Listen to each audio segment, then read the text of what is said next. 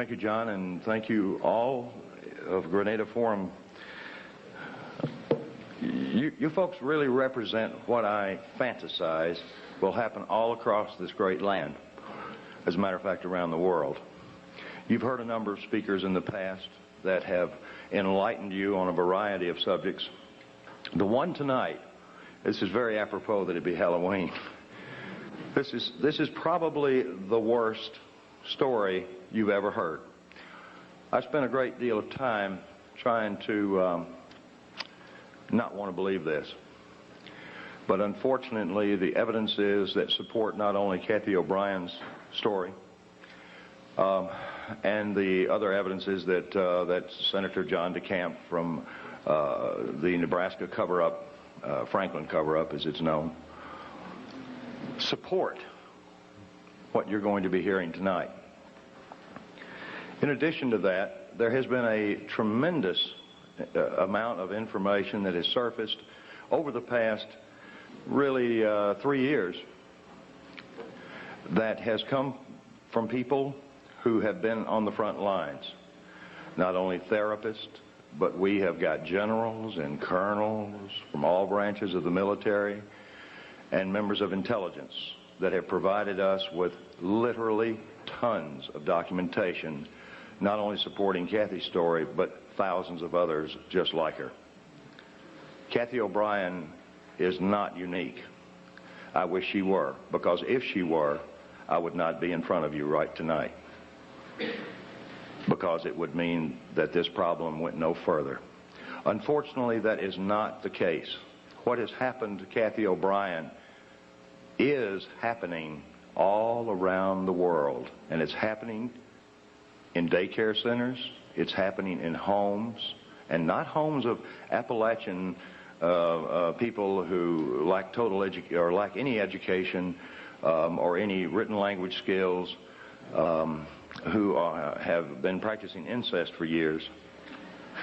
This is happening as a result of a very coordinated effort that has come out of the intelligence communities, again, from around the world. My role in all of this is relatively simple, but nevertheless complex. I'm going to give you all a background tonight of about a few minutes of MK Ultra information, and I request that you all write some questions down for us. We cannot take verbals. We will take written questions. You don't have to sign them or put your name down there, and we'll attempt to answer as many as possible.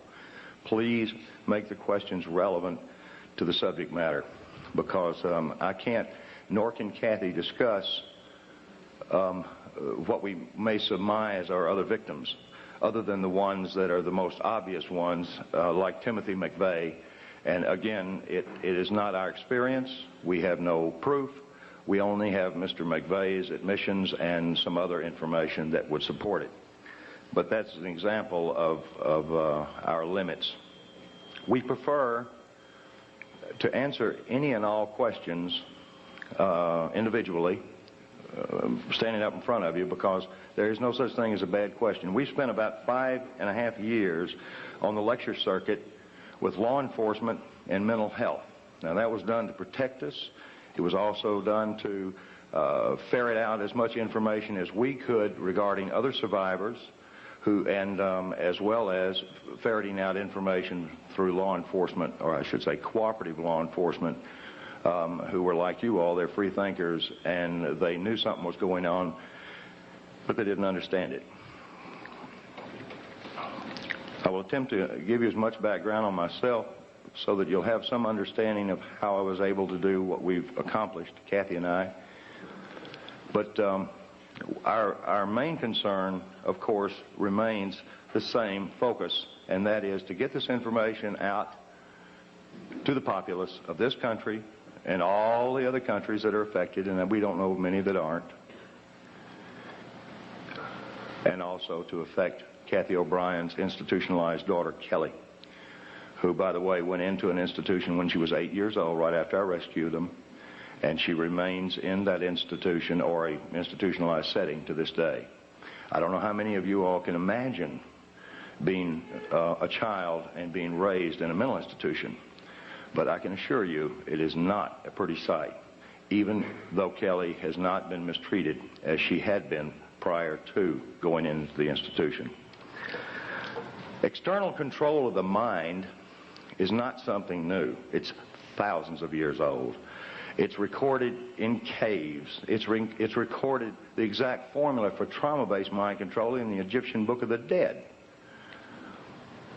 Adolf Hitler was particularly interested in mind control, and he assigned his right-hand man, Heinrich Himmler, to do some research, particularly on the families of Northern European, multi-generational, sexually abused, psychologically abused, physically abused children.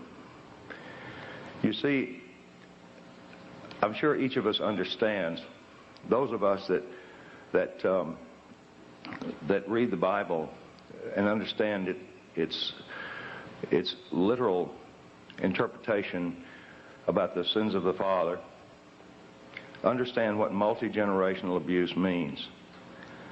In this case, multi-generational abuse, and that begins, by the way, at birth,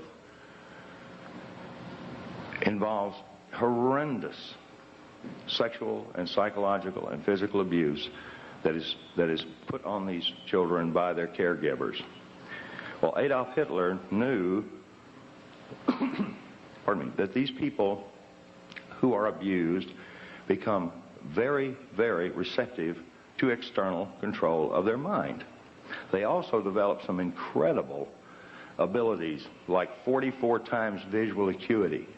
Now, I know that it doesn't take a rocket scientist, pardon the pun, to figure out how we could use somebody with 44 times the average person's visual acuity. It's called special forces. Special forces individuals are screened very carefully. Now, back when I was working for the Defense Department in a project known as MK Ultra, which was the exact project that Adolf Hitler assigned Himmler to do on multi-generationally abused children, I saw nothing of what Cathy O'Brien is reporting. I saw no abuse. What I saw in the prison systems and in the mental institutions were people who had a chance to recover their lives and their mind. I saw things that were very benevolent, and I really and truly believe the information that I was seeing would eventually reduce our prison and our mental institution populations dramatically, because I saw true rehabilitation occur without the use of trauma. Well, I was sworn to secrecy on the things that I witnessed, on the equipment that was developed, and I can assure you that in 1967, all the way up through 1973, when I was involved in this research as a Defense Department subcontractor, the equipment that I saw then was 25 to 30 years ahead of anything known on this planet in the private sector. I don't know if I was even seeing a portion of what was actually available. I don't know if what I was witnessing represented even a small percentage of what was actually occurring.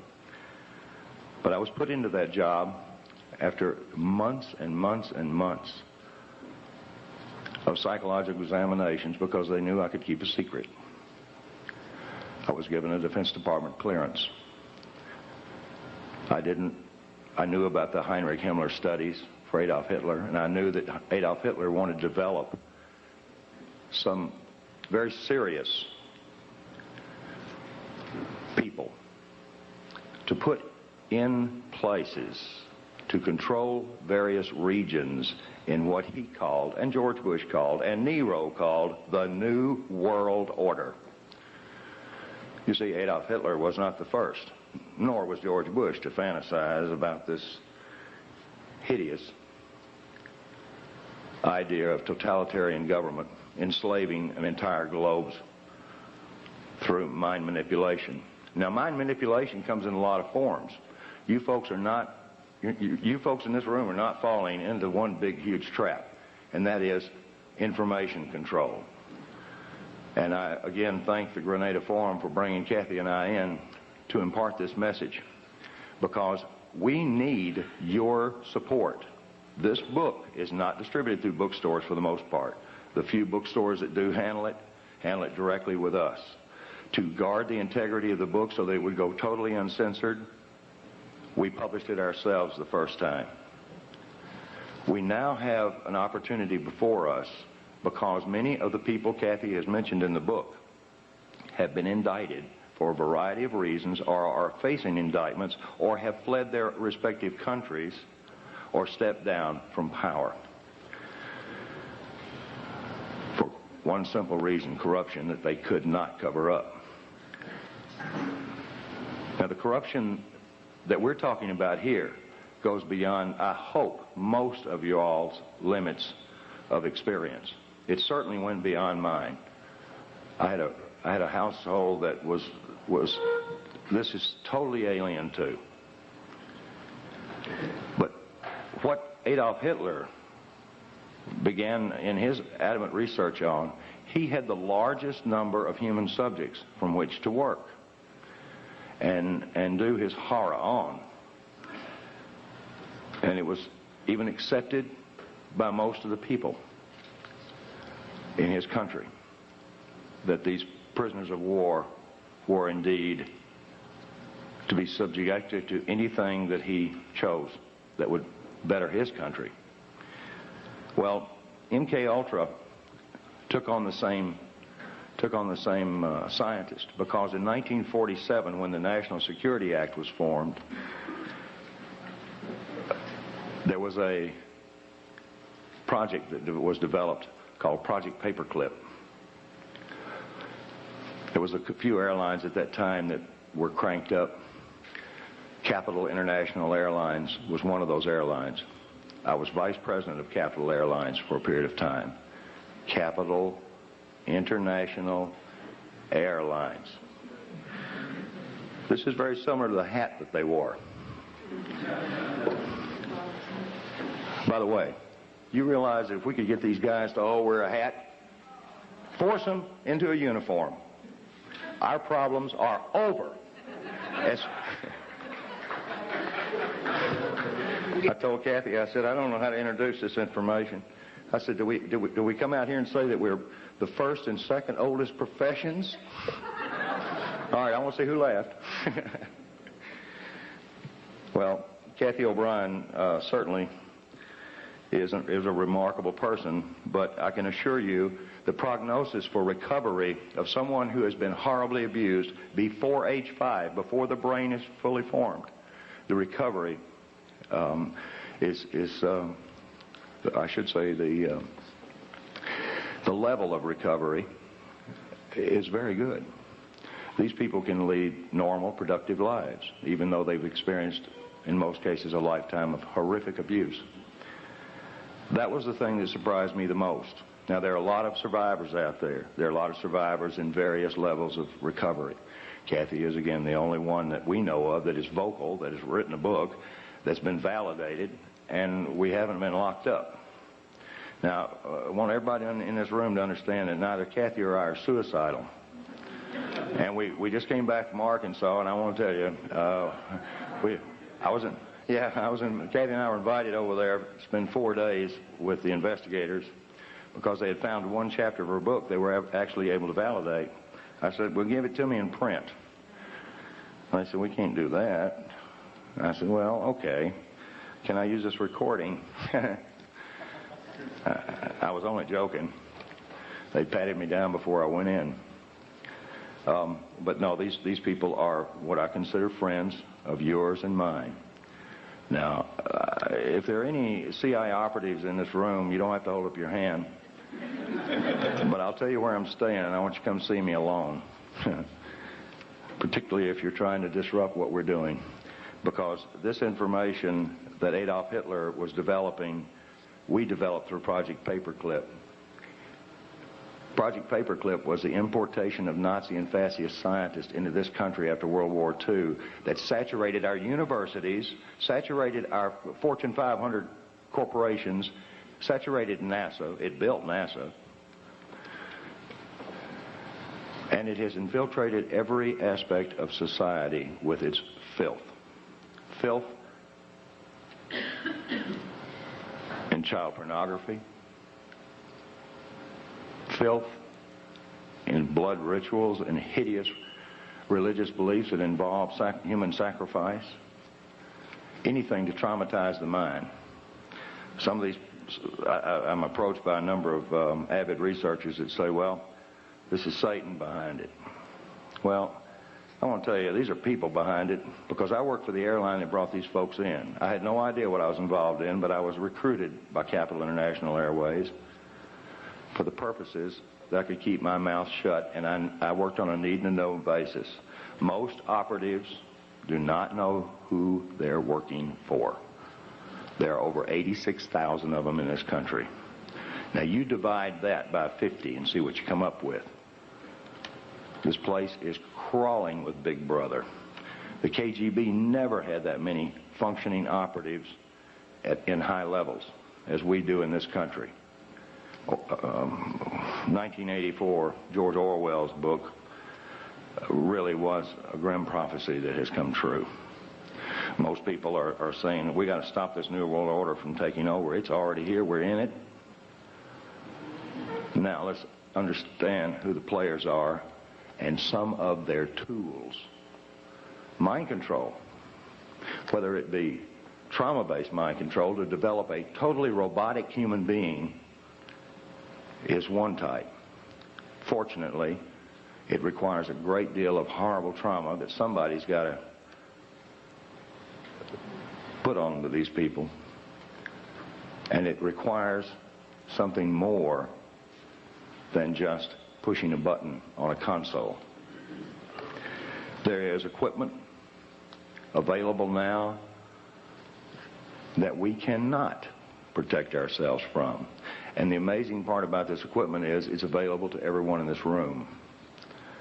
I don't quite understand the philosophy about making pain field generators and another device called an MDD-1, which uses a dual-coil electromagnetic pulse system, which affects our cerebral cortex. Stops logical thought. You couldn't balance your checkbook if one of these things were turned on, nor could you think to turn it off. Any more than Cathy O'Brien could have thought to have walked away from her victimization. This is not the beaten wife syndrome. This has nothing to do with an economic situation. This has something to do with robotic mind control. There are tons and tons of documents. Transformation of America is a book. Our book, an autobiography, Cathy's autobiography. I wrote the first 4 or 5 chapters to give you a briefing. But what this book contains is her life, that which we can validate. When this book was printed, we had over 27,000 documents. 27,000 documents fit into 5 file cabinets. We now have over 3 tons of paperwork. General Russell Bowen recently, I won't say fled, he didn't like that, I'm sure. General Russell Bowen, who was one of the originators, and he's set up Operation Watchtower, the CIA's drug op. By the way, how many of you believe that the Central Intelligence Agency is the world's largest drug dealer? Can I see? Okay. So that makes our country the largest drug dealer on the face of the earth. And I resent this. I know now why the intelligence community did not want me for an officer. I know now why I was not privy to some of the stuff that I am now, unfortunately, very privy to. Because I think I'd have blown the whistle on them. There's a lot of whistleblowers out here now, and you folks are getting to hear them. You've been hearing them for years. This is one of the longest, oldest running groups that I'm aware of. I see a lot of familiar faces out there, and I see some people that, if they were in my position, would do exactly the same thing Cathy and I have had to do. I'm not into this. I was hired because I could keep secrets. This is against my programming, but I can assure you of this. It would be against God and everything that I am if I didn't get up here and talk and present Cathy O'Brien so that she can present her story.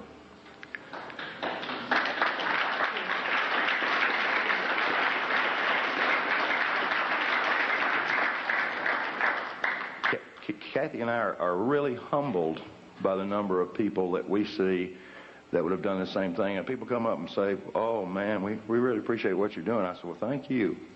And I appreciate hearing that. I even appreciate people when they say, "This is hard to believe. I'm going to look at this book and I'm going to look at these documents." I tell them, please, please, please do this. Look in the back of our book and you'll get a thumbnail sketch of some books that you can get that are written by doctors, intelligence officers, and a number of other concerned professionals who present the elements of what Cathy experienced. In 1977, the 95th U.S. Congress had met because and this is good news, because I wouldn't have 1 ounce of credibility up here as far as MK Ultra goes if this didn't come out, and I couldn't even tell you the code name. But in 1977, the 95th U.S. Congress met to address an issue that a Dr. Ewing Cameron, the founder of the American Psychiatric Association, the APA, the lobby group in Washington that controls what doctors do for our heads when we run into trouble. APA, psychiatry is the youngest of all the healing arts, and it is the most primitive of them all because, yes,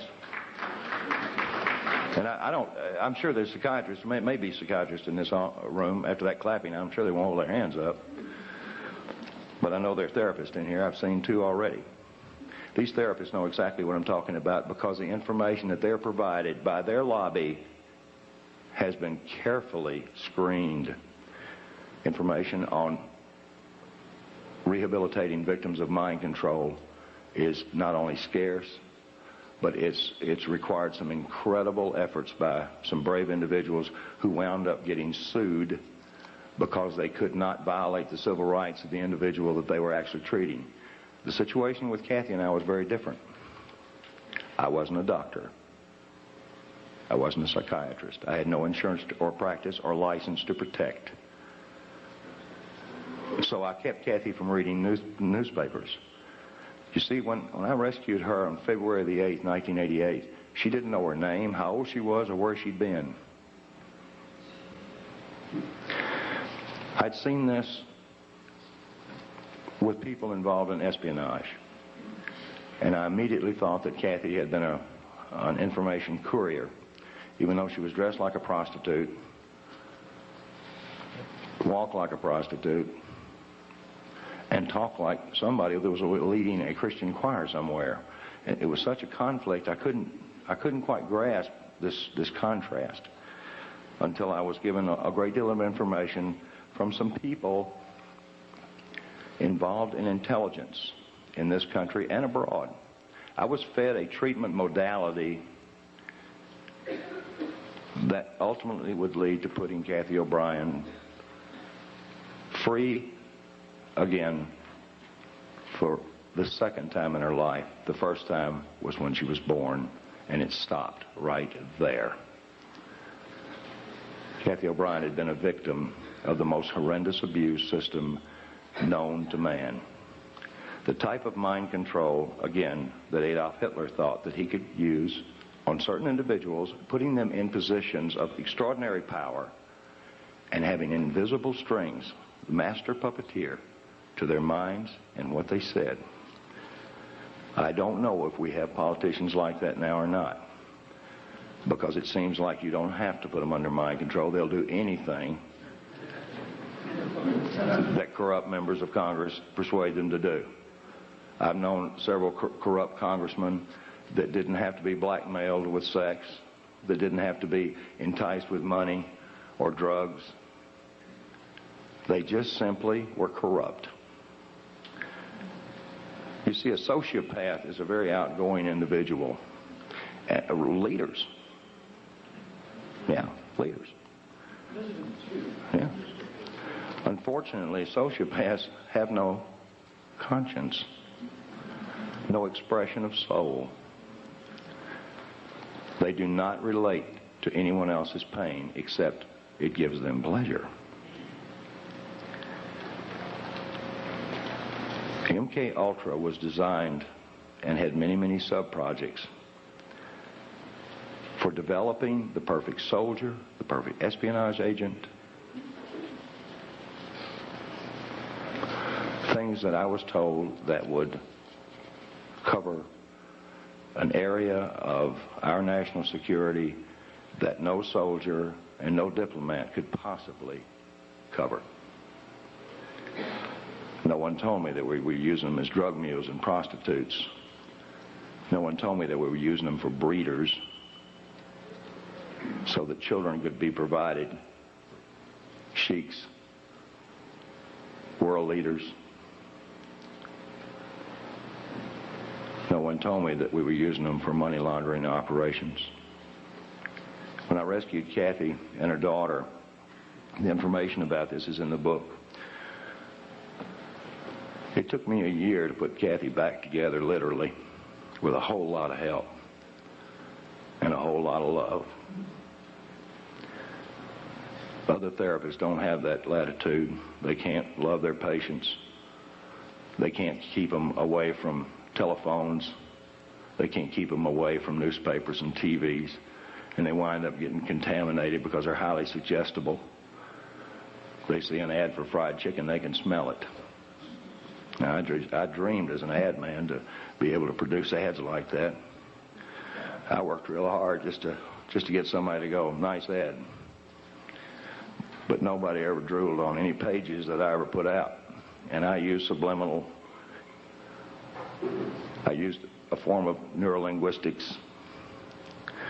Those of you who do not know about NLP should learn. Tony Robbins is an advocate of NLP, and he teaches. As a matter of fact, he taught George Bush and he taught Bill Clinton. And there's nothing wrong with Tony Robbins. He's not a bad guy. He's a smart businessman.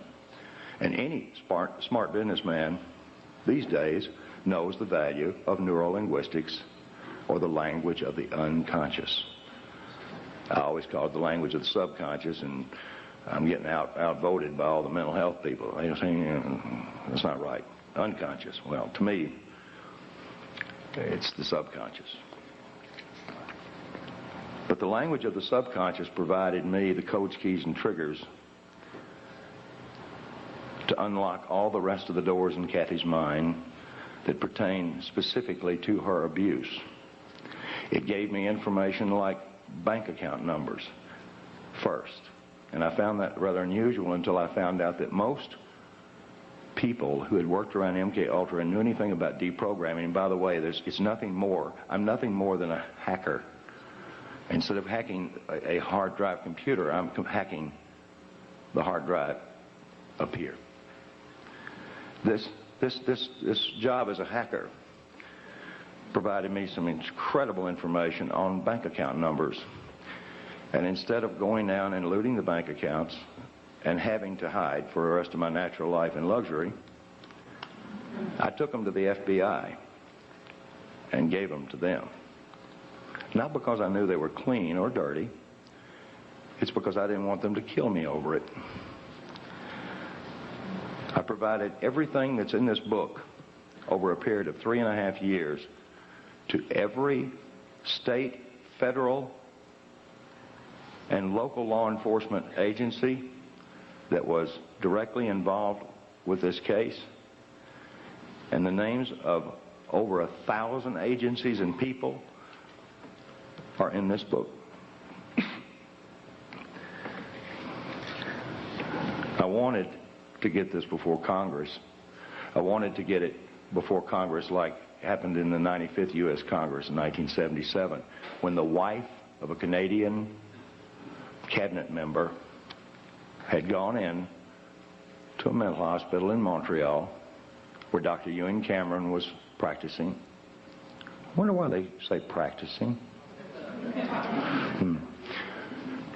And she came out as a vegetable.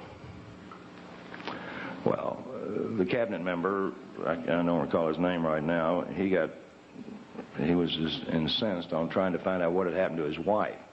They'd put her through horrific electroshock tortures and every other conceivable torture, drugs, hypnosis. Unfortunately, many others were involved in Dr. Ewan Cameron, the founder of the APA's experiments. Some of those recovered ones, I'm in touch with 2 of them, and these people are highly functional and most likely will be doing the same thing we're doing. One of them will be in the very near future. I don't know of any in this country that have recovered to the point where Cathy O'Brien has, because no doctor can dedicate 16 to 18 hours a day, day in, day out, 7 days a week, and violate every civil right that they've got and get away with it legally. Nor can they have their patients legally go into the safes or safe of their handlers and pull out their diaries. Ooh. By the way, in one of the diaries, it's got Bill Clinton's home phone number. It's got Dick Thornburg on a coke deal for $20,000. And the list goes on. This is a small group, gang. I suppose, if you consider the population of the United States, it's so fractional, these bad guys that are in control of all of us, it's so fractional that we wonder what on earth could they be doing. People wonder how does Clinton survive all of these attacks against him? How did George Bush survive the attacks against him? Well, he didn't. He went out of office, but I don't believe anything changed. I believe the guy that he had for his replacement did exactly what he wanted to do, like start out with NAFTA and GATT. We're, as David Icke so eloquently said, a one-party system. There are ways to change that, and there are a number of people that are making some very positive efforts in that direction. But that's their job. My job and Cathy's job is to stand before groups like you, very nervous, because we're not nervous that we stand in front of you so much as we want to make sure that the information you get will excite you enough to where you'll go out and talk about it, or go out and investigate it and talk about it some more. That's all we want to do.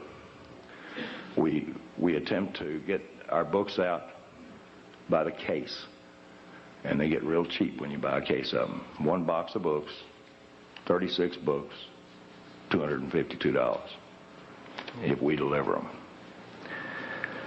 This book is information. It is truth, and it is truth that will set us free. I am absolutely intent on the idea that the information contained in this book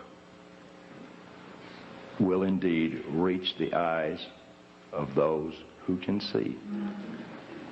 And the information contained on this video that's being produced right now will reach the eyes of those that can hear and see truth, so that they will get out and begin to wonder why Sirhan had the same psychiatrist, Jolyon West, Lee Harvey Oswald, Timothy McVeigh. Now, boy, I'll tell you, this guy's real popular. He's right down here at UCLA. He was also the first person to call me on my unlisted, unpublished, fake name telephone out in the boonies outside of Anchorage, Alaska, after I rescued Cathy and her daughter. And a woman by the name of Margaret Singer, who may be a friend of one or two of y'all out there, but I don't miss a chance to bring out the fact that she was the one that sent another character in on us up there. I wasn't I wasn't connected well enough to be told not to do anything on my own. And at the time, I was absolutely out of my mind from hearing this stuff. I was suffering from what is known as post-traumatic stress disorder. I was shell-shocked after hearing what Cathy and Kelly were showing me, and then or telling me, and I was showing this information to members of the intelligence community and members of U.S. Customs and other branches of federal law enforcement who validated it for me. Thank you. I apologize to everybody that buys our book and reads it, because I tried to make my portion of it informative enough to where it wouldn't hurt you. And I told Cathy that she had to include enough detail in the book, such as the anatomical details of her alleged abusers, so that we could get them into court and make them drop their pants.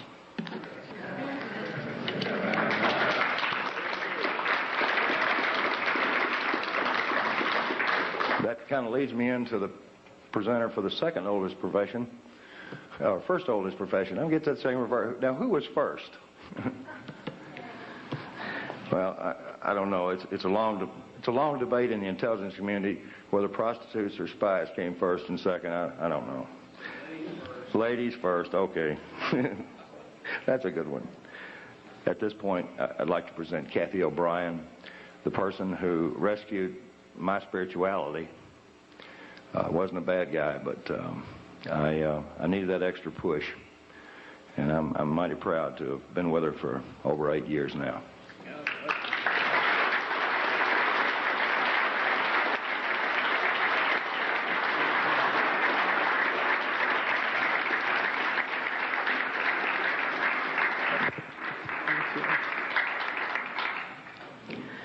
I want to thank each and every one of you for coming out here tonight to arm yourselves with knowledge about a tool that's being covertly used to usher in what Adolf Hitler and George Bush termed New World Order, and that's mind control.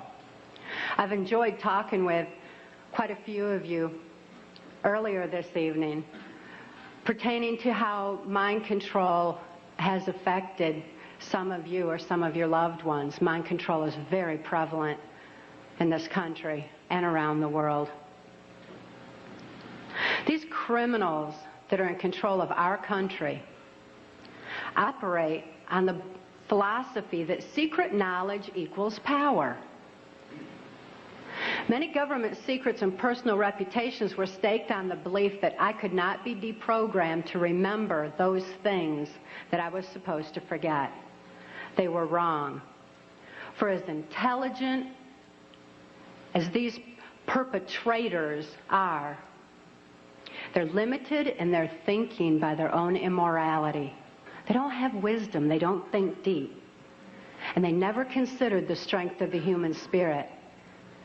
They never considered what would happen when a good man like Mark Phillips gained knowledge of their secrets and used them to restore a mind rather than control one. I know that I'm extremely fortunate to have survived my CIA, MK Ultra, White House, Pentagon level, trauma base, mind control victimization. Now that I'm in control of my own mind and ultimately my free will, I'm telling everything that I witnessed and saw and heard and photographically recorded behind the scenes of this New World Order effort. By telling their secrets, their power is eroding.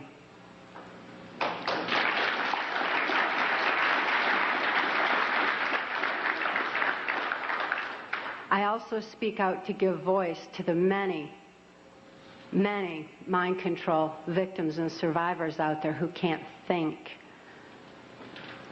to speak out and tell what they know and what they've endured. I speak out for the sake of my daughter, Kelly, who's now 16 years old and is a political prisoner in the custody of the state of Tennessee, where she's being denied any rehabilitation due to the political affluence of her abusers. She's counting on Mark and I to get this word out on her behalf. For Kelly's sake and for your sake, Mark and I have gone to great lengths to document the facts and the truths that are listed in our book, Transformation of America. Transformation of America is self-published, uncensored, so that you can have the facts that you have a right to know and a need to know. These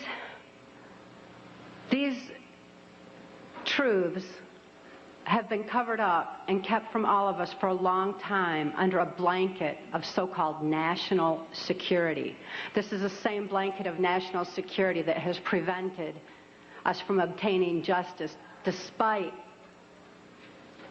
the extensive evidences and documentation we have. We have over 27,000 documents and evidences. Government insider testimony, medical records, more than enough evidence for any legal procedure in this country, including congressional. But this blanket of national security has stopped us from obtaining justice. It's time for truth to prevail. It's time that these truths were brought to light for the sake of humanity as we know it. I'd like to begin by defining mind control by my experience. I realized that my experience was extreme, that the extensive, total robotic, absolute mind control I endured is more limited than the kind of mind control that's proliferating in society. Mind control has kind of a sliding scale where you've got the total robotic mind control on one side, and you've got mind control that's proliferating, such as in occultism in this country, or Global Education 2000, where children are losing their freedom of thought and their ability to critically analyze. There's so many different aspects of society that are affected by mind control in varying degrees. It's imperative that this information get out.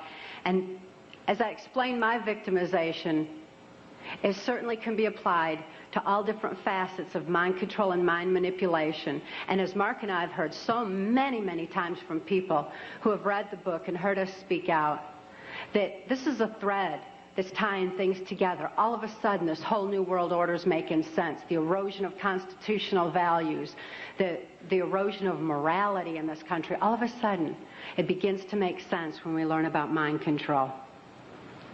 I was born in 1957 in Muskegon, Michigan, to a multi-generational incest-based family.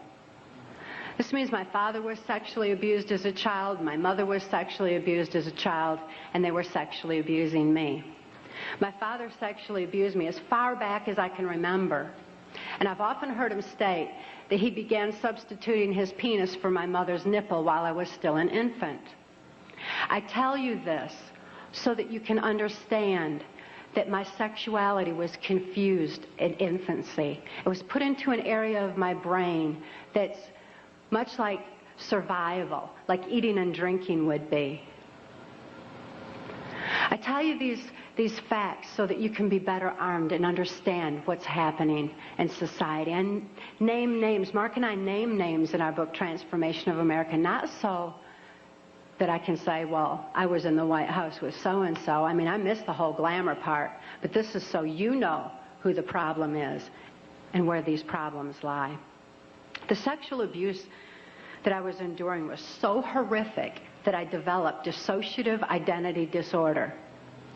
This used to be termed multiple personality disorder, and I'm so glad they've changed it to dissociative identity disorder because it really more aptly describes the compartmentalization that occurs when a person endures trauma that is literally too horrible to comprehend. Even though I couldn't understand that what my father was doing was morally wrong, the pain and the suffocation of his abuse was so extensive that I developed dissociative identity disorder. It certainly was incomprehensible. There was no place for it in my mind to deal with such horror. Therefore, I developed a compartment in my brain, a little area behind amnesic barriers that was actually the neuron pathway shutting down in my brain in order to compartmentalize the memory of the abuse so that the rest of my mind could function normally as though nothing had happened. So if I'd see my father at the dinner table, I didn't remember sexual abuse. But as soon as he unzipped his pants, the part of me, that part in my brain that knew how to deal with that horrific abuse, the neuron pathways actually physically opened up so that that part of my mind could deal with my father again and again and again as needed. I certainly had a lot of experiences within that compartment that dealt with my father's abuse. But I didn't have a full range of perceptions. I had a very limited perception, a very limited view. Therefore, I'm so glad it's not termed personality anymore. I developed another compartment in my brain to deal with my mother's abuse. Her abuse was primarily psychological. She suffered from dissociative identity disorder herself, and I don't hold her accountable for her actions the way that I do my father, who is fully aware of what he was doing. My mother, in spite of her inability to control herself, destroyed any remnants of self-esteem that I might have developed. And her abuse was so horrific that I developed another compartment in my brain just to deal with my mother. I developed another compartment to deal with the child pornography that my father was subjecting me to. He was earning his living as a worm digger on a 6th grade education and supplemented the family income with child pornography that was being distributed through the local Michigan mafia pornography ring. At that time, there's a criminal faction of our government that was interested in targeting children such as myself for mind control, because this compartmentalization of memory was something that they deemed ideal for keeping government secrets. After all, if I couldn't think to remember, how could I tell about it? Additionally, people who suffer from dissociative identity disorder develop a photographic memory behind those amnesic barriers, because the brain has a defense mechanism that when trauma occurs, it photographically records events surrounding trauma.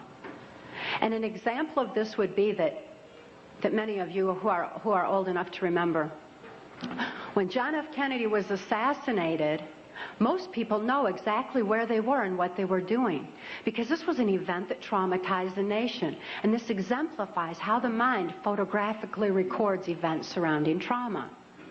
So behind these amnesic barriers, I had a photographic memory, which the government deemed ideal for programming. That way I could deliver messages to and from government leaders, or in my case, also drug lords, who were involved in funding the black budget and funding the New World Order controls. They're interested in programming me so that I would deliver the messages verbatim. When I delivered messages, I delivered exactly what I was told, using the voice inflections of my abusers, with no conscious comprehension of what I was even saying. It was just a tape recorder just parroting out exactly what I'd been told. Another aspect that the government was interested in is that as a dissociative identity disordered person, I had no concept of time, because I was going from compartment to compartment of my brain with no memory of what had happened before. Therefore, I had no ability to even keep track of time, and a concept of it was just absolutely impossible.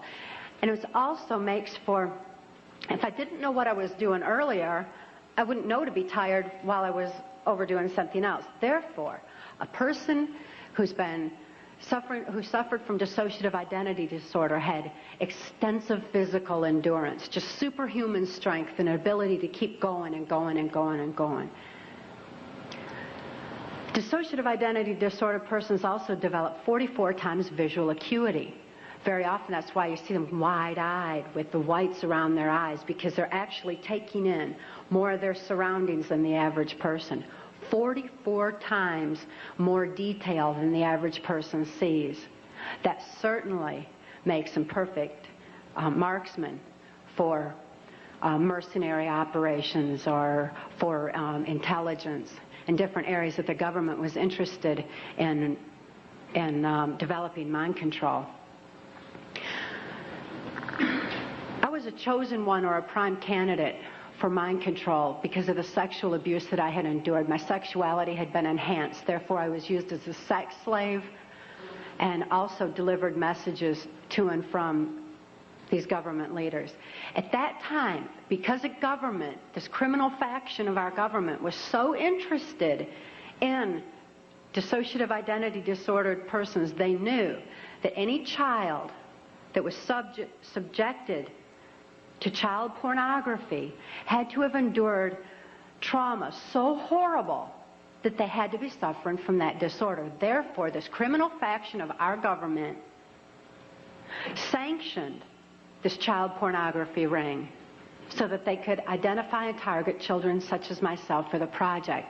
At that time, the politician, local Michigan politician, mafia politician, the politician who was protecting this Michigan mafia pornography ring was a guy named Gerald Ford. This is the same Gerald Ford that went on to become the first unelected president of the United States. Gerald Ford, I never perceived his political affluence. I only perceived him as another abuser like my father, because Gerald Ford also sexually abused me as a child and sexually abused me right on through my mind control victimization until Mark rescued my daughter Kelly and I in 1988. Gerald Ford is not a pedophile per se. He's what I refer to as trisexual. He'll try anything. Any age, anybody, anytime, anywhere, just as long as he had control. Because he had a perversion of power, in addition to his interest in mind control. Therefore, it was Gerald Ford who came out to our house and explained to my father how to raise me in the project according to government specifications. My father had been caught sending this child pornography through the U.S. mails, and therefore he was approached and told that if he sold me into that project, that he would gain immunity from prosecution. My father remains free from prosecution to date for so-called reasons of national security. My father thought it was just absolutely wonderful and immediately sold me into the project. He felt like the government condoned child abuse. So did I. I certainly felt like the government did. And my father went on to have 5 more children to raise in the project, so there were 7 of us in all. The rest are still awaiting freedom. Once my father agreed to sell me into the project, I was taken routinely to Mackinac Island, Michigan, which is a political retreat where the Michigan governor's mansion is located. It was a bohemian grove of sorts where politicians met and discussed New World Order controls, where they discussed mind control of the masses, mind control in the school systems, how to use occultism as a trauma base. One of my sexual abusers at that time was the Prime Minister of Canada, Pierre Trudeau. Pierre Trudeau is a professed Jesuit. Now, the Jesuits are an intelligence arm of the Catholic Vatican. There's a criminal faction within these Jesuits. I'm certainly not saying all Catholics are bad, nor am I saying all CIA is bad or all politicians. There's good and bad in everything. But nevertheless, Pierre Trudeau represented this criminal faction of the Catholic Church, of the Jesuits, who believed in mind control of the masses because they wanted to be the one world church in the New World Order. The money that was being brought in through the church was funding New World Order controls. And he firmly believed in mind control. Another sexual abuser of mine was then Michigan Senator and later U.S. Congressman Guy Vanderjagt. This is the same Guy Vanderjagt that went on to head the Republican National Committee that put George Bush into the office of president. It was at Mackinac Island, Michigan, when I was 13 years old, that I was dedicated to the senator who had become my owner in this mind control project. That's U.S. Senator Robert C. Byrd. Senator Byrd is a Democrat from West Virginia. And again, as you'll notice as I reveal any names, that this doesn't have anything to do with party lines. Democrats and Republicans both are involved, because it's not about party lines, it's about who's for the New World Order and who's not. Nevertheless, Senator Byrd had been in office as I've been alive. He's still in office today. He's been head of our Senate Appropriations Committee, which means he held the purse strings of our country. He decided where money would be spent. And I know from having witnessed and experienced and saw so much behind the scenes that Senator Byrd was appropriating money in directions that would allow for New World Order controls. Not only that, but my father, for having sold me into this project, was granted a lucrative military contract for making camshafts for military automobiles and all. My father became extremely wealthy on his 6th grade education. Senator Byrd, as my owner, would decide where I should go, when, what operations I would be forced to carry out during the Reagan-Bush administration, what places I should be taken specifically for mind control programming. Senator Byrd directed all of my activities. Also around that time, I'd made my first communion in Muskegon's St. Francis de Sales Church. Having made my first communion, I also endured an extra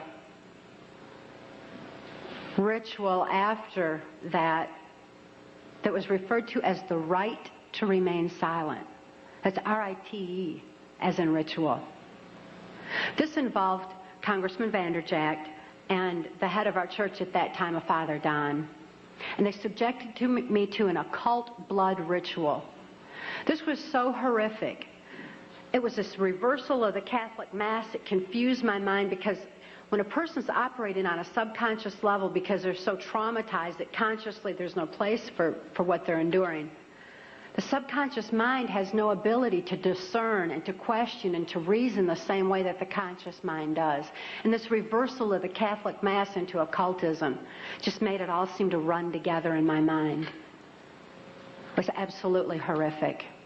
This blood ritual was so horrible that my mind readily accepted the mind manipulation that I endured afterwards, a hypnotic language, the neuro-linguistic programming, mind control programming, that actually changed the way that my brain was functioning, so that, you know, that part of my brain that I said would open up to deal with my father's abuse again and again? They changed that so that they decided when, where, and how that particular compartment of my brain would be opened and accessed. And they replaced the triggering mechanism with hypnotic codes, keys, and triggers, hand signals. There's also phone tones that can also open those neuron pathways and give access to the compartmentalized memory as well. They replaced that at that time. And this was with this right to remain silent. I also had a silence in my head after that, because up until that time, I heard, it was just my own voice, but I heard my voice arguing back and forth with all these different perceptions and from the different compartments in order that I could formulate some kind of a decision about things. I remember before the right to remain silent that I had some free thoughts of my own, and I had hoped for a place in the world where people didn't abuse each other. I'd hoped to have 10 children that I knew would be at least 10 children in this world that weren't abused. I'd hoped for those things, but with the right to remain silent, I lost my capacity, my ability for free will thinking. I lost my ability to even hope anymore. I lost all free will entirely. This right to remain silent silenced this argument that always went on in my head, and instead, all I ever heard from that point on was the voices of my abusers directing me, telling me exactly what it was I was supposed to do.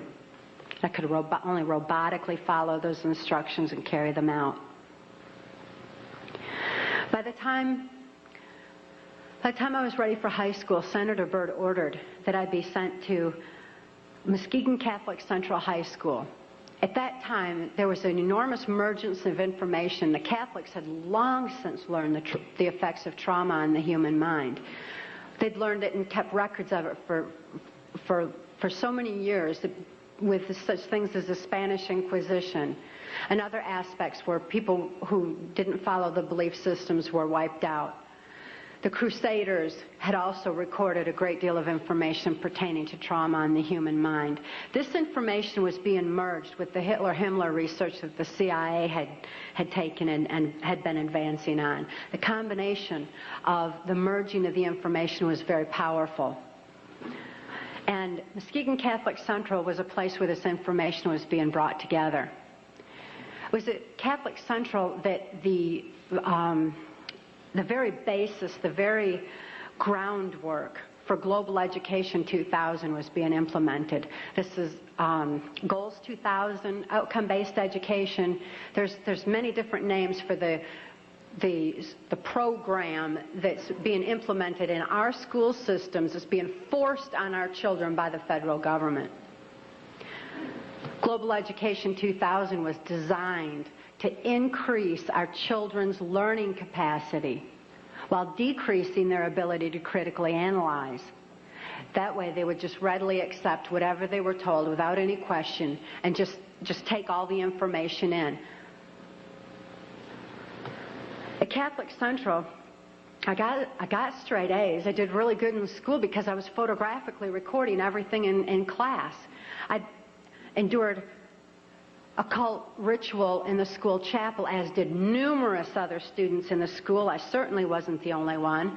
As a matter of fact, by that time, I really thought the whole world was involved in this kind of abuse. By then, my whole environment was saturated with it. This occultism, this trauma, created the photographic recording of all that I learned in school. Of course, I had no ability to critically analyze it or to creatively use it in any way, but the information was sure in there. It was while I was at Catholic Central that Gerald Ford went into the office of president. I had been conditioned by that time to believe that I had no place to run and no place to hide. This is a phrase that's used to lock in mind control victims of varying levels. That there's no place to run, no place to hide. We're watching you. I certainly felt like I had no place to run and no place to hide. Who would I turn to? I couldn't turn to my parents. I couldn't turn to my church. Couldn't turn to my school.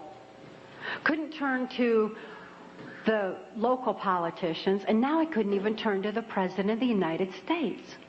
I truly felt locked in, which is exactly what they wanted for total control of my mind. Of course, since then, I've learned otherwise. And Mark wisely taught me while I was in the deprogramming process that I did have a place to run. So right at them. And I had no need to hide. Obviously, they do, by the way. They're covering up all their acts with the national security blanket. After I graduated from high school, Senator Byrd ordered that I be transferred to Nashville, Tennessee. Nashville, Tennessee was heavily involved in mind control at that time through the country music industry, and above all, the proliferation of CIA cocaine operations within the country music industry were already in full swing. The political corruption in Tennessee was just all the way to the top. The country music industry provided a cover for mind-controlled slaves like myself to be taken around the country to the various places as designated, and also to distribute and deliver the large quantities of CIA cocaine that was coming into the country. It was my experience that the CIA's so-called war on drugs is no more than the CIA eliminating their competition as they take over the drug industry worldwide.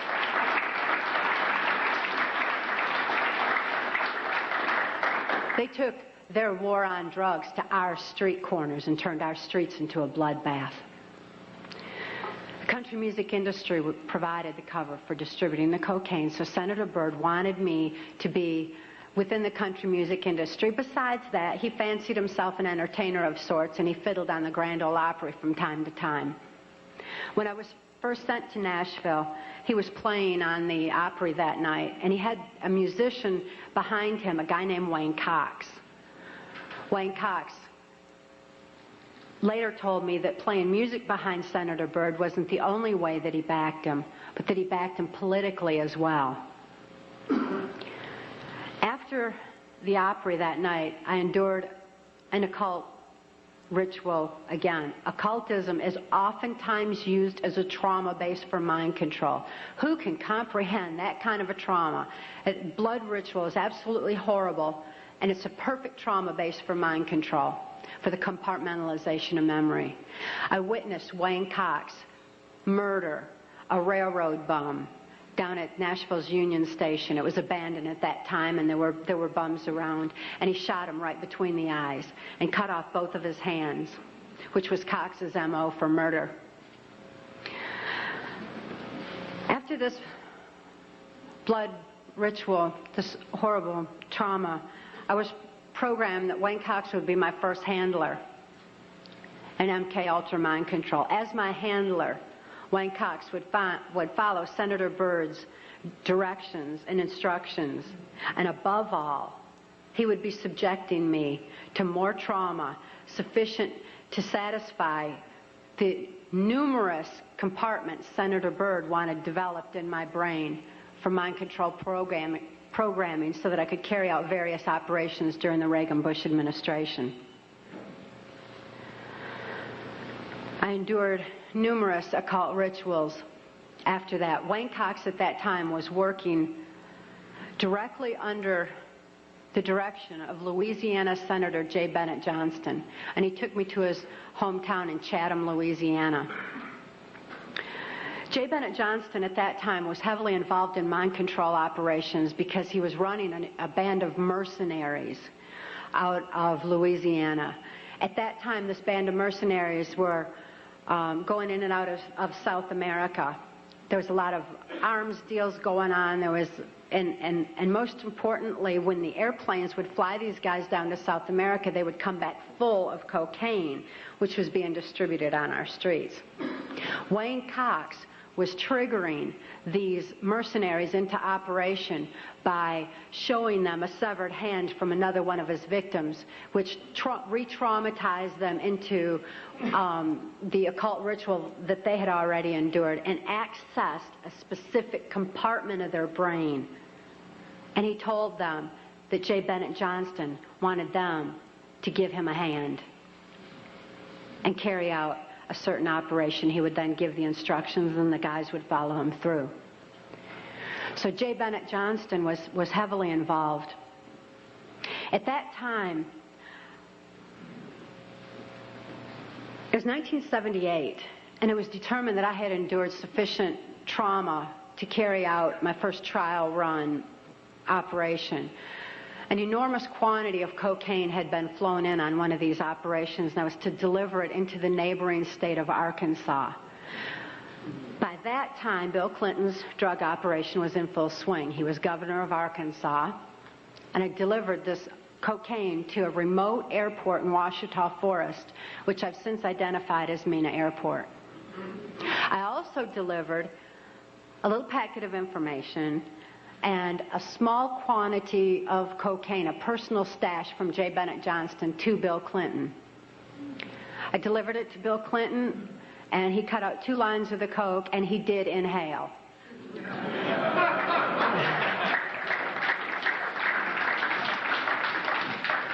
That certainly wasn't the only time I saw Bill Clinton using cocaine. My sexual experience with Bill Clinton was extremely limited, in spite of the fact that I was a sex slave. It was my experience that Bill Clinton is bisexual, leaning far more towards a homosexual end. All I've ever seen him involved in was a homosexual activity, with very limited experience with him myself. Whereas my experience was much more prevalent with Hillary Clinton, because Hillary is also bisexual, leaning more towards a homosexual end, and it was she who accessed my sex programming to fulfill her perversions. Around this same time, J. Bennett Johnston subjected me to some other mind manipulation that involved, instead of an occult theme, an alien theme. Now these guys who are manipulating my mind and programming me for mind control purposes claimed, and these criminals in control of our country as well, claimed to be gods, demons, and aliens, in order that I feel totally helpless, in order that I felt like they were beyond my realm to affect. And it certainly worked at that time. J. Bennett Johnston told me that he was an alien. He told me that he had been part of the Philadelphia experiment, and when the ship disappeared, it came back a spaceship. This is in keeping with kind of an air-water mirror theme that NASA uses quite frequently, a reversal, because this, again, the subconscious mind doesn't have any reasoning capacity. J. Bennett Johnston then showed me, through his office at General Dynamics, a then top secret stealth. Here was this triangular stealth that wasn't in any of the school books, wasn't being talked about anywhere, wasn't out in the newspapers or anything else. It was being withheld. It was still a top secret weapon system. But I saw this triangular stealth. It looked like a spaceship to me. I'd never seen anything like that. And everything that J. Bennett Johnston was doing and he was involved in certainly was alien to me. So it was easy for me to accept the idea that what was happening was in fact being perpetrated by aliens. I'm not saying that there's no such thing as aliens. That would be foolish of me to even say anything like that at all. But what I am saying is that it was my experience that these were people claiming to be aliens. If there's a reality out there pertaining to any alien influence, we need to sort out the government misinformation and disinformation and mind manipulation techniques that they're using. I know for a fact that the plan is to make all of us feel totally helpless, that what's happening is beyond our realm to affect because we've been taken over by aliens, that our Independence Day is dawning. So beware of that. Understand that those criminals have been keeping information and technology from us under their blanket of national security. They are 25 years ahead of us at least, technologically. Can you imagine what they've got now? 25 years ahead? What's happened that you're aware of in the last 25 years? Microwave ovens, we've got computerization, and they've had access to all of that to continue their own advancements. They're way ahead. So when they say, it's aliens, and they show us some incredible technology, don't fall into the trap of feeling totally helpless, that this is beyond our realm to affect. Superstition begins where knowledge leaves off. And they have been keeping knowledge from us for a long time. People have all kinds of belief systems. And I'm sure each and every one of you has various and different belief systems as well.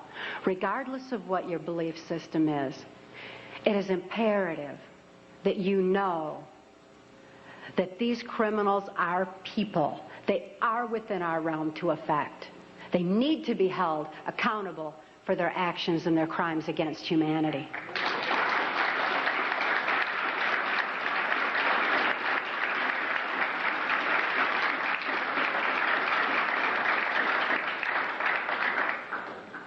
It was 1980 and my daughter Kelly was born. She was born directly into the MK Ultra Mind Control Project on a much higher level, a more sophisticated technological level than I was subjected to. In addition to trauma, she was subjected to harmonic mind control programming on NASA installations literally since birth, before her brain even had a chance to form.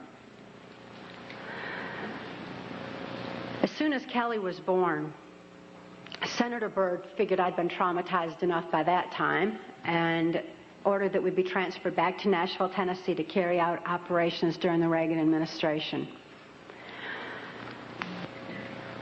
By being within the country music industry, we had a second handler. His name was Alex Houston. Alex Houston is a ventriloquist, stage hypnotist in the country music industry. Above all, he carries out criminal covert CIA operations that fund the black budget. And this certainly included bringing in large quantities of cocaine and distributing them through the United States, Canada. He was working at that time and provided a cover for me to be taken throughout the United States, Canada, Mexico, and the Caribbean for these criminal covert operations. As my handler, he took me to various military and NASA installations for mind control programming for specific operations that I was forced to participate in. These operations that I won't have time to get into tonight are detailed in our book, Transformation of America. And they involve such leaders as the President of Mexico at that time, De La Madrid, and Vice President Salinas.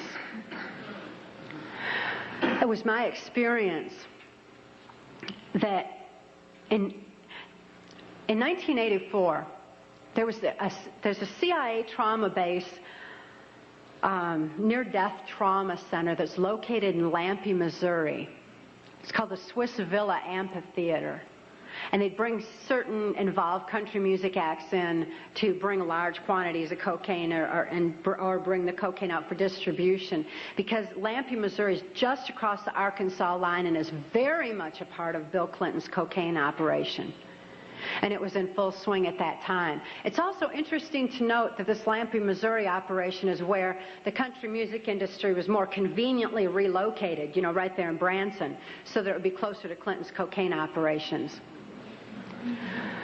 Lampe, Missouri was a place where I heard George Bush and Bill Clinton talking, where, from the point of view I had, they certainly were friends, and they didn't recognize any party lines between them. That's something for the, a smoke and mirrors illusion for the public. It's not something they adhere to, because they had exactly the same agenda, and that was for bringing in this new world order. I heard George Bush talking at that time. He was talking to Bill Clinton, and I've since photographically recorded it and wrote it verbatim in our book, that when the American people became disillusioned with Republicans leading them into the New World Order, that Bill Clinton, as a Democrat, was going to be put into the office of president. This was decided in 1984. Actually, I'd heard about it even prior to that, but as of 1984, they were already discussing it as an absolute fact. It was also discussed in the groundwork for NAFTA that by the time George Bush went into the office of president, that Salinas was going to become president of Mexico, and they together would be bringing in the NAFTA, which was the beginning of New World Order controls.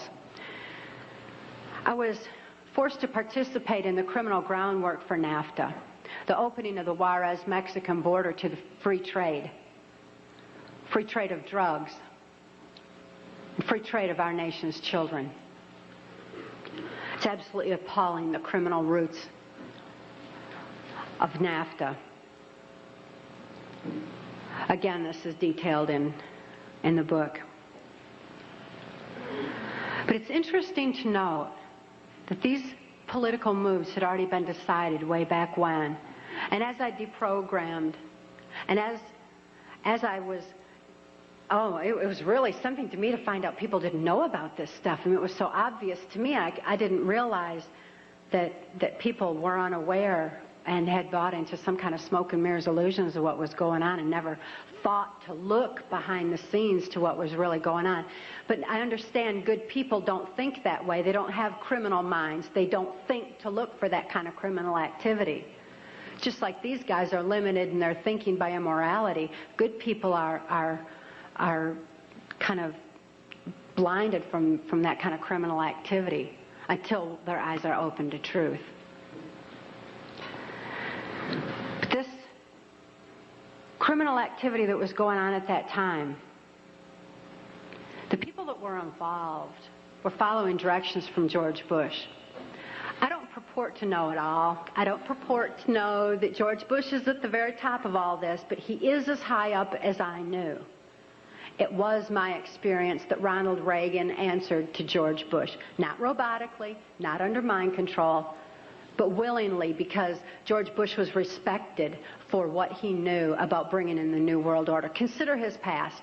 George Bush first began with the United Nations. Then he went on to head our CIA. Then he ran our country through 3 administrations that I'm aware of, the Reagan administration, his administration, and the Clinton administration, because Reagan and Clinton both answered to him. Mexican President de la Madrid answered to him and knew that Salinas was to be coming into power, and Salinas had more influence in Mexico at that time than de la Madrid, that, as far as my experience was concerned. Also, Saudi Arabian King Fahd followed orders from George Bush, as did the Prime Minister of Canada, Brian Mulroney. In 1983, I heard Ronald Reagan and Brian Mulroney discussing the New World Order. Senator Byrd had acted in the capacity of a pimp and prostituted me to Reagan, and I was present at this White House cocktail party. Now, Ronald Reagan certainly provided a wonderful smoke and mirrors illusion for all of us. For those of you who don't want to believe that he's involved in this, he told you he's an actor. And he did a real good job of it for a long time. That was his role. That's what he was supposed to do. Nevertheless, I heard Ronald Reagan telling Brian Mulroney that he believed the only way to world peace was through mind control of the masses. I know from experience there's no peace of mind under mind control. And I wonder at a world peace where people don't have peace of mind. Mind control, the ramifications of mind control are far-reaching, because I also know that under mind control there's no free thought. Without free thought, there's no free will. Without God-given free will, there's no soul expression. What kind of a world peace can we have without any free will or any soul expression, without any spirituality?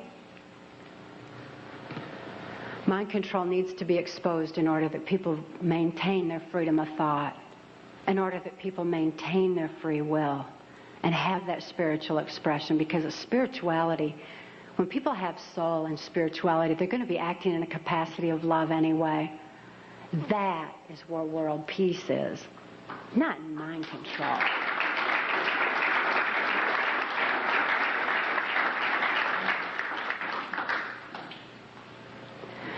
By 1988, I'd been forced to participate in numerous operations against my will, all of which I certainly would never have done. I guess if I had had any part of me that was willing to do anything like that, mind control would not have been necessary. I'm appalled at what I was forced to participate in, but I am relieved that this information is getting out, that people are passing the book Transformation of America hand in hand, hand to hand, so that hand in hand we can take back our country. This information is information that you have a right to know and a need to know, and their controlled medias are not going to suppress truth. Truth prevails.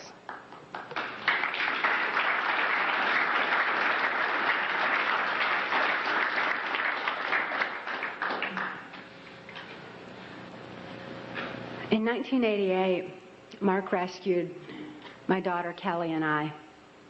We couldn't think to escape. I couldn't think to save my daughter any more than I could think to save myself. And all those childhood hopes and dreams were certainly hadn't come to fruition. When Mark rescued Kelly and I, we didn't have any ability to even hope for good people. We didn't know they even existed. We didn't have a capacity to trust anyone. It wasn't within our realm of experience. I couldn't think to reason that Mark was a good guy. But I'd seen him with his animals. And even though I didn't have any ability to consciously reason, and Kelly didn't have any ability to consciously reason things out or to think things out, we had this extra sense developed. We sensed things very strongly. After all, when you consider that we use, 10% of our brain, we'd been like blasted into other parts of our brain, and these parts of our brain were real perceptive on what's considered, I suppose, psychic levels by some definition. When we had a sense for things, kind of like the animals did. And we noticed that the animals loved Mark. He had these raccoons that he'd rescued. He had 3 raccoons, and they all loved him, and they hugged him, and they wrapped their arms around his neck, and they patted on his face and kissed him. And, that was really a neat thing for us to see, because we had only seen our animals abused. We lived on a farm. We had lived on a farm, and we had dogs and cats and horses and cows and guineas and chickens and all kinds of animals, all of which Alex Houston tortured or killed to keep us in line to, if we didn't do this, this would happen to our pet. And we loved our animals. Please bear this in mind, that people who abuse children oftentimes abuse animals. If you see someone abusing an animal, keep your eyes open, look further, make sure those kids are safe. I've never seen an exception to this rule. Not that there's not one out there somewhere, but I've never seen an exception to it. So it was very telling to us that these animals loved Mark. Additionally, when he came in and rescued us, here we were under the gun of the CIA. Everything was very precarious, to say the least. I was 30 years old. I was supposed to be killed, as most mind-controlled slaves are at the age of 30. Besides, I was considered too old for sex by that time, so I was supposed to be wiped out. But Mark came in and rescued me from certain death, and rescued my daughter from a fate much worse than death, and took the time to rescue our animals. He packed up all those cows and horses and guineas and chickens and loaded them up on these different trailers and everything, and brought them to safety as well. This had a profound impact on Kelly and I. We certainly developed an ability to trust right there and then. Mark took us to the safety and serenity of Alaska. Since we were safe for the first time in our lives, experiencing love for the first time in our lives, memories of our past began flashing on our mind's screen. As these memories flashed, and I started to remember what had happened to me and to my daughter, particularly during the Reagan-Bush administration, I became enraged.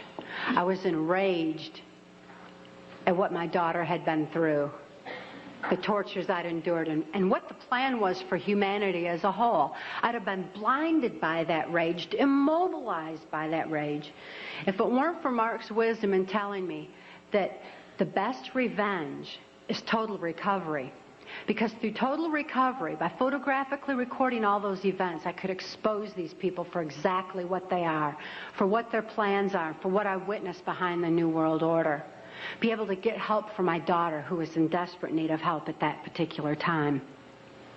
So I began writing out my memories. By writing out my memories, I used a different part of my brain than verbalizing. It bypasses emotion. Bypassing emotion was very necessary for logically making the incomprehensible comprehensible, for understanding and grasping what had happened to us and what could be done with that information. Kelly was not so fortunate. Because of the harmonic programming that she'd endured, remembering the traumas and deprogramming the program did not allow her access to all parts of her brain as it did me. She still needed some technological equipment to help her recover. She needed to actually have those neuron pathways vibrated back open with harmonic equipment. Therefore, she went into Humana Hospital in Anchorage, Alaska, in an intensive care unit. She suffered horribly at that time and responded only to some psychological intervention and not to any conventional medications. Kelly was actually suffering respiratory failure because mind control has advanced to the point where they know the ins and outs of the brain and the mind so well that they know how to program not only the subconscious, but to go into the primitive mind, the very area of our mind where blinking, breathing, and circulatory, heartbeat, all that is regulated. And they could go in there and put death programs in place. In my daughter's case, it was respiratory failure, so that in the event that she ever had cause to remember, which they never expected could happen, but in espionage, that can happen. We've heard of that, where the brainwashed and where they have the memory accessed. So they wouldn't have to take the old cyanide pill anymore like they used to, like spies used to. Instead, they would just simply go into respiratory failure, circulatory failure, and no information would be released at all. There was no chance of the information getting out that way. Since my daughter was being raised was genetically and mind controlled, being brought up to be in espionage, she had that program in place and it went into effect. Because of the medical attention that she needed, she became quickly thrust into the illegal and immoral custody of the state of Tennessee, where she remains today. The violations of laws and rights that proliferated in her so-called legal case were extensive. We had one clean district attorney that went in and told the judge that he was violating constitutional rights and human rights in my daughter's case, and cited law after law after law, and the judge interrupted him and said, but laws do not apply in this case for reasons of national security. This certainly raises a question. What does national security have to do with a documented, validated, and proven rape and molestation of a child's mind and body?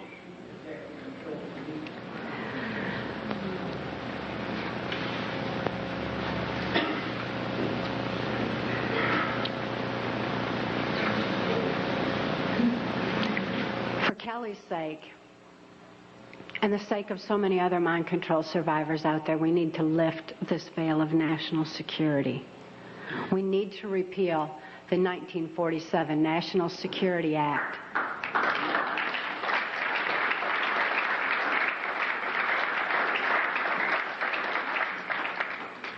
This is a national security that's threatening the security of our nation when it covers up such crimes against humanity as mind control, when it covers up the CIA's so-called war on drugs, when it covers up the selling out of our country to New World Order controls. That's a national security that has nothing to do with the security of our nation.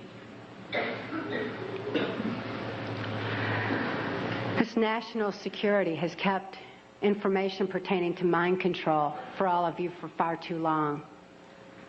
We've got to get this information out. We've got to arm others with knowledge on mind control, because knowledge is our only defense against mind control.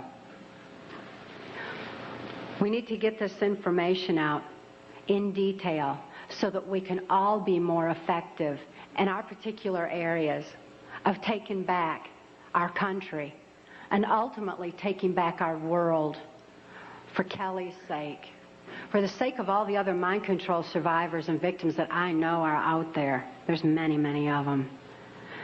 And for the sake of humanity as we know it. It is truth that sets us free. Please help us spread the word. Thank you.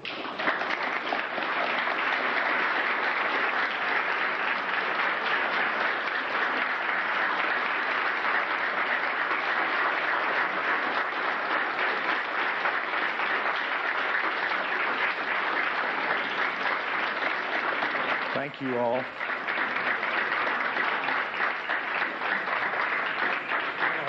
Mr. Mayor.